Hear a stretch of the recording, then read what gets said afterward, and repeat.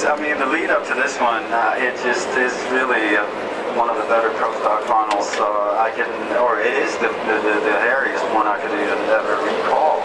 It's pretty cool. So Lee Carlson in the animal leg turned 18 just 2 weeks ago, and she's been at this for 3 years. She figured that one out. So they created us for Åland, that beautiful island that they've got to see in the Ardeglim Lane.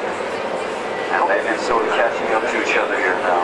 It's almost like some junior drag right up there. It's so petite, but my word, she can handle this bike. Oh, she really can. She can drive it. She's been into all.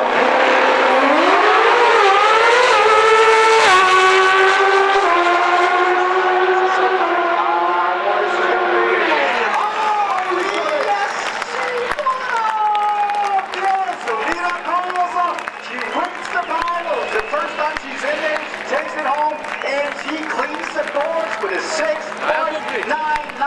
This is about as perfect as you can get it. #1 qualifier, took it to the final. She put away the reigning champion, and she pulled a 6.998. Remember that one, folks. That one.